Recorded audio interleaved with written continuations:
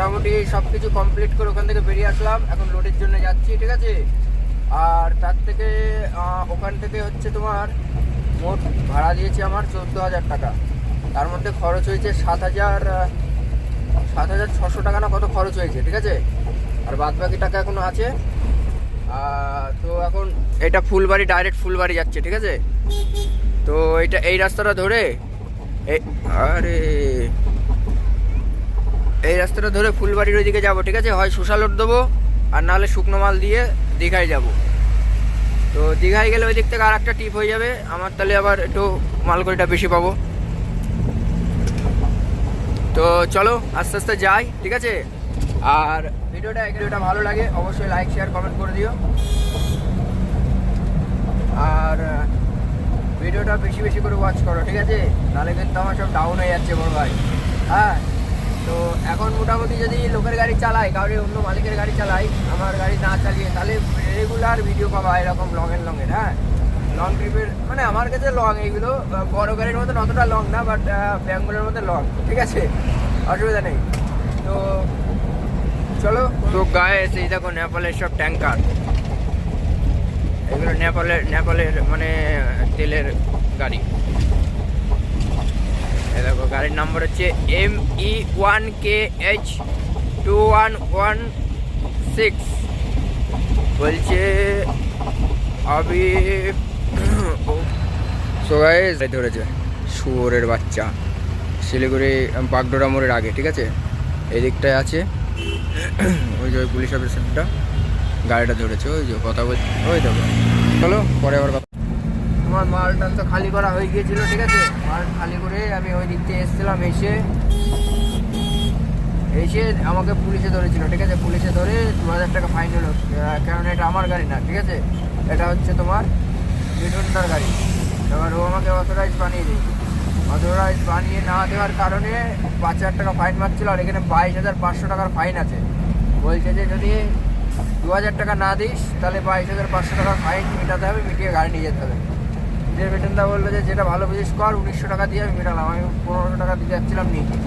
শিলিগুড়ির পুলিশ খুব আরামি, বিরাট আরামি। কলকাতা শিলিগুড়ি এই দুটো পুলিশ, মানে পুলিশ যাত্রাই হচ্ছে আরামি, ঠিক আছে। তো যাই হোক, অসুবিধা নেই, দেখি এখন যাই।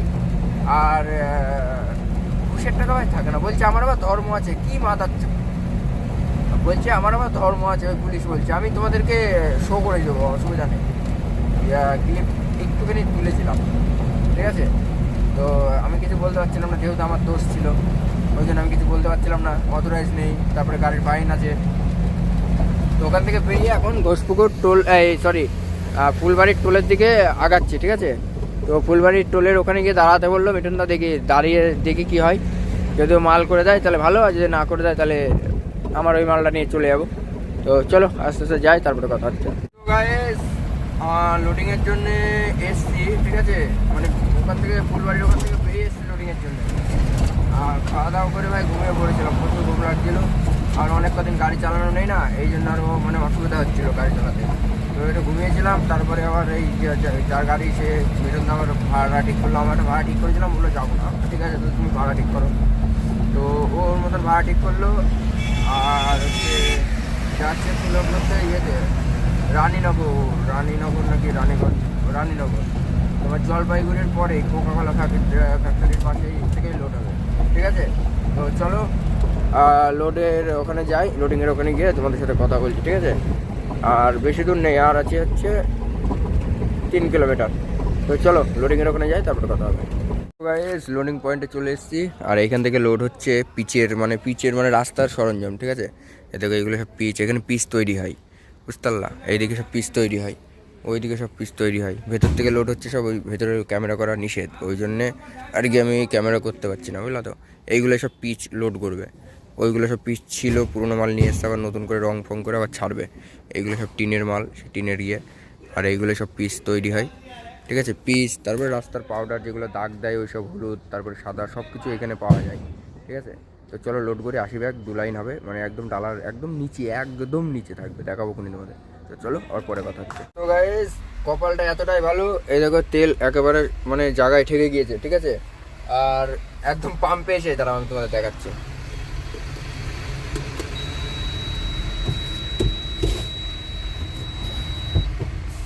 দাঁড়াও,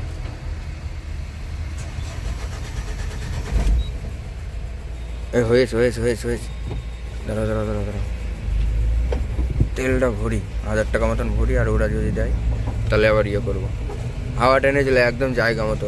তো চলো পরে কথা হচ্ছে। সো গাইস, জিও পাম্পের থেকে আজকে ভরলাম ওই যে 500 টাকার ভরেছি। আর এখন এইখানটা গাড়িটা লাগিয়ে রাখি, তারপরে টাকা পাঠাক, তারপরে দেখছি।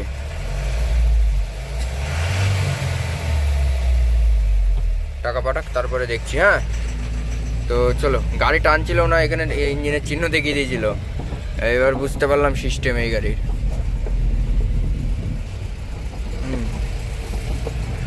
তো গাড়িটা লাগাই কোথায়, চলো একটু চা খেয়ে আসি, ঠিক আছে? ওইখানে চায়ের দোকান। তো চলো। সো গাইস, চলে এসছি তোমার চলে এসছি না, ছাড়িয়ে আসলাম ফুলবাড়ি টোল, যেখানে 50 টাকা করে দিতে হয়, হাতে ক্যাশ দিতে হয়। তো সেই টোলের জ্যাম দেখো কত বড়, ঠিক আছে? আর এখন কি বলো তো, এখন এদিকে সিগন্যাল টিগনাল পড়ছে, তো সেই কারণে একটু জ্যামটা বেশি বাঁধে, কেননা ওইদিকে সিগন্যাল আছে, তারপরে টোলে একটু দেরি হয়, সেই জন্যে এই জ্যামগুলো বাজছে, তাছাড়া কোনো ব্যাপার না। আর হচ্ছে তোমার আমাদের এই লাইনটা ক্লিয়ার ছিল, ওই জন্য আমি সেটাম বেরিয়ে আসতে পেরেছি। এই দেখো, এইগুলো সব এই 13 টনের গাড়ি, সব আসাম।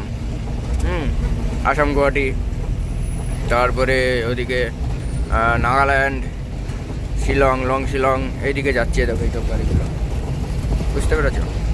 5600 টাকার তেলে আমি মোট 400 কিলোমিটার 740 কিলোমিটার রাস্তা গাড়ি চালিয়েছি। আর এখন 3000 টাকার ভরে নিয়ে আসলাম, তোমরা তো দেখলেই।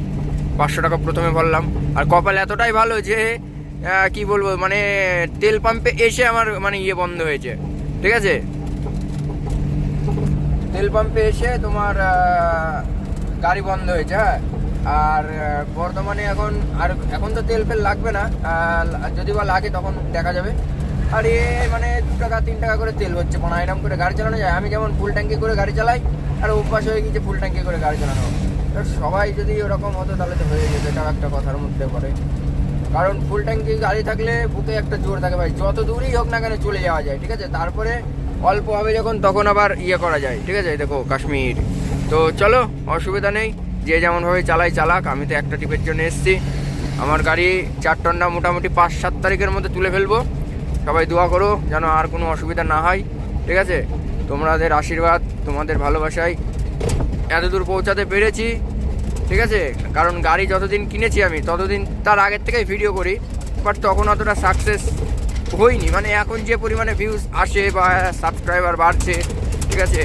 তো আগে সেই পরিমাণ মানে ভালোবাসা পেতাম না, গাড়ি কেনার পরেই ধরো পেয়েছি। এবার বর্তমানে এখন আমার যা কিছু হচ্ছে গাড়ির জন্যই, ঠিক আছে? তোমাদের সাথে চেনা পরিচয় সব কিছু গাড়ির জন্যই।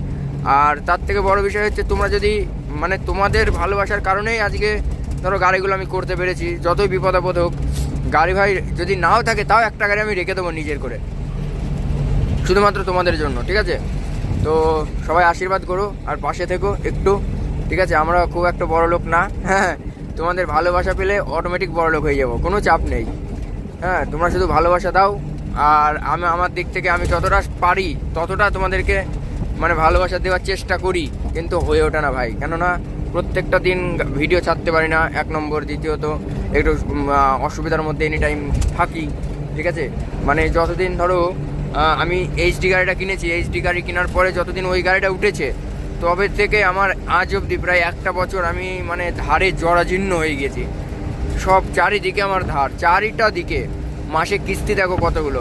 একটা গাড়ি 30,000 বড়টা, ছোট গাড়ি এইচডিটা 20,000, আর একদম প্রথমের গাড়িটা এক্সট্রা লংটা, ওইটার কিস্তি হচ্ছে 13,000। তাহলে কত হচ্ছে বলো তো? 20, 13, 33 আর 30, 63। আর এই যে গাড়ি তোলার জন্য আবার মানে ধার করলাম, লোন করলাম একটা, ওইটাই মাসে হচ্ছে 17,000 টাকা। 63, 70, 80,000 টাকা মাসে আমার কিস্তি পড়ে গেল। এবার তোমরা যদি ভালোবাসা না দাও ভাই, গাড়ি আর আমি টিকিয়ে রাখতে পারবো না।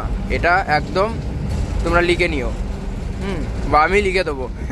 তোমরা যদি পাশে না থাকো বা ভালোবাসা যদি না দাও, ঠিক আছে? তো ভাই তোমাদের কাছে রিকোয়েস্ট, একটু ভালোবাসো, তাহলেই হবে ভাই, একটু সামান্য, তোমাদের মধ্যে যদি 100% ভালোবাসা থাকে তার মধ্যে 1% বাসলেই হবে, ঠিক আছে? এবার 1% করে যদি 1000 জন বাসে 1000% ভালোবাসা, মানে বুঝতে পারছো, কোনো প্রবলেম হবে না। তো যাই হোক, পাশে থেকো, ভালোবাসো, অসুবিধা নেই। তো গাইস চলে এসেছি চায়ের দোকানে, মানে চা পাতা কিনবো, ঠিক আছে? আর মানে বাড়ির থেকে অনেক কদিন আগেই ফুরিয়ে গিয়েছে চা পাতা, এখান থেকে নিয়ে যাই আমি বারবার, তো এখান থেকে কিনবো, ঠিক আছে? তো চলো আগে দেখি কত কী বলে। এর আগে নিয়েছিলাম 250 টাকা দিয়ে, ঠিক আছে? আজকে কত টাকা কী বলে দেখি, তারপরে কথা হচ্ছে তোমাদের সাথে। তো গাইস এই চা নিচ্ছি, এটা হচ্ছে 220 টাকা, ঠিক আছে? তো 500 চা নেবো, 500 চা মোটামুটি আবার 1-2 মাস চলে যাবে, আমরা তো বেশি খাই না, তো এইখান থেকেই নিয়ে যাই। তো দেখি আজকে আবার নিচ্ছি, আবার আমের সিজন আসে সামনে, আবার আমের সিজনের মধ্যে নেবো, ঠিক আছে? তো অল্প অল্প করে নিয়ে যাই, নাহলে আবার খারাপ হয়ে যায় যদি। তো চলো নিই, তারপরে আবার বলছি। হ্যাঁ, যাদের এত ঘটা করে উইশ করলেন তারা মনে রেখেছেন পার্থ চ্যাটার্জিকে। শুনুন, সো গাইস যাই আস্তে আস্তে। আর এই কাকার দোকান থেকে আর রাজেশ ব্লক কাকু এখান থেকে চা কিনে নিয়ে গিয়েছিলো, বলছিল সেটা, ঠিক আছে? তো যাই হোক, এই যে কি চা চৌধুরী দোকানের নাম, ঠিক আছে? আর তার থেকে বড় বিষয় হচ্ছে এইখানকার চাগুলো কী বলো তো, একদম পিওর চা হয়। দার্জিলিংয়ের চা বলছিল 300 কত টাকা, আমি 500 নিয়েছি চা। 500-র দাম হলো তোমার পড়লো 110 টাকা। 110 টাকা হচ্ছে 500-র দাম পড়লো। তো 500 চা নিলাম। এইটা মোটামুটি আমের সিজন অবধি চলে আসবে, চৈত মাস অবধি, মানে এটা পৌষ মাস, তো পৌষ মাঘ ফাল্গুন চৈত 4 মাসে, 4 মাস 3 মাসের চলে যাবে, 3 মাস মতো, তো অসুবিধা নেই।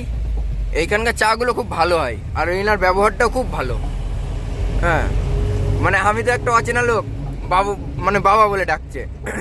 যাই হোক, বাবা বলার মানে ওই রকম খারাপ মাইন্ডে নিও না, ভালোবেসে আর কি ডাকছে বাবা বলে, ঠিক আছে? বলছে বাবা আসলে আবার আসবা, আমি বলছি আচ্ছা আসবো, ঠিক আছে?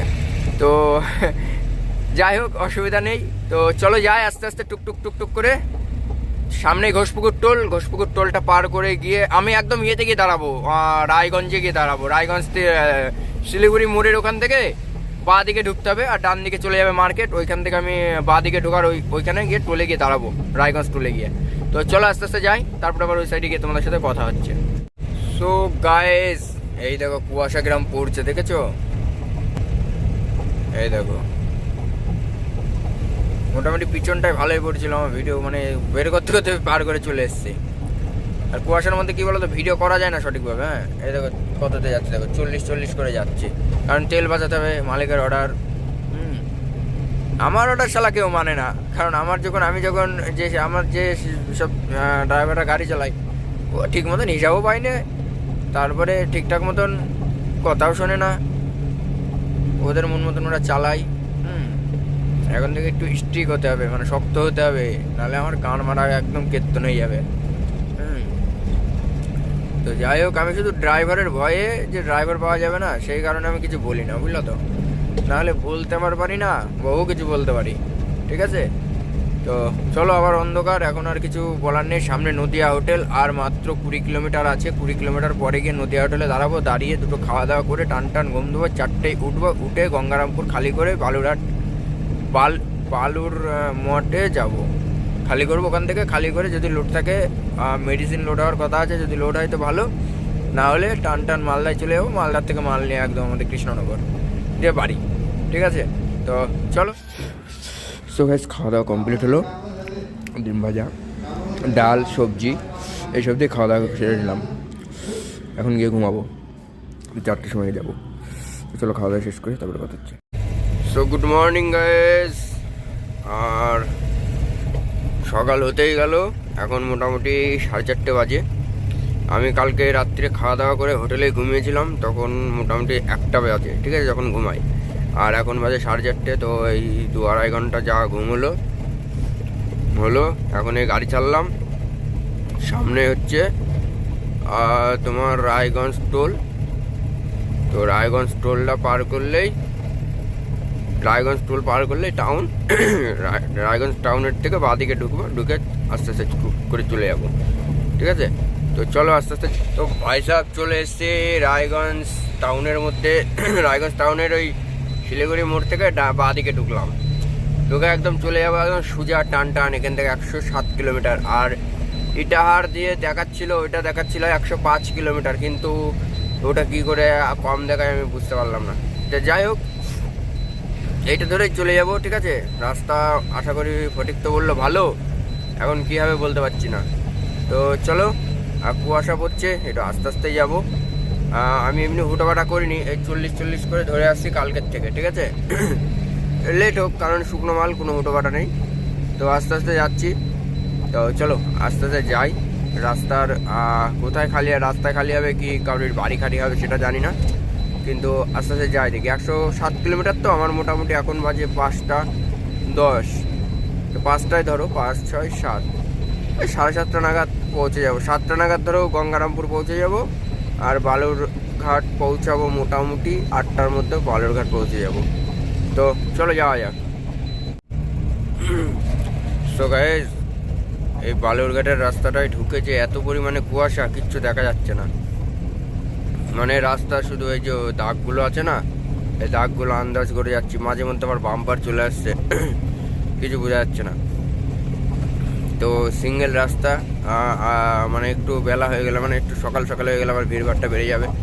ওই জন্য আমি দেখলাম যে রাতারাতি পৌঁছে যাবো ওইখানটায়, আসার সময় খালি গাড়ি হবে, টুকটুক করে চলে আসতে পারবো। ওই দিক দিয়ে বেরোবো, মানে কী বলে গাজল দিয়ে। তো গাজল দিয়ে বেরোলে আমার ওই দিক দিয়ে একদম একটু শর্টে হবো, আর এদিকে আসবো না, বুঝতে পারলাম। তো চলো আস্তে আস্তে যাই। এই দেখো গাড়িগুলো আসতে সব খুব অসুবিধা হচ্ছে আর কি। হ্যাঁ, তো চলো এরকম করে দেখি কত সকাল ছাড়া কুয়াশা ছাড়বে না। হ্যাঁ, আর এখান থেকে মোটামুটি 70 কিলোমিটার মতন যাবো, মানে মোটামুটি ওই 30 কিলোমিটার হয়ে আসলো প্রায়। এখনও 40 কিলোমিটার যেতে হবে,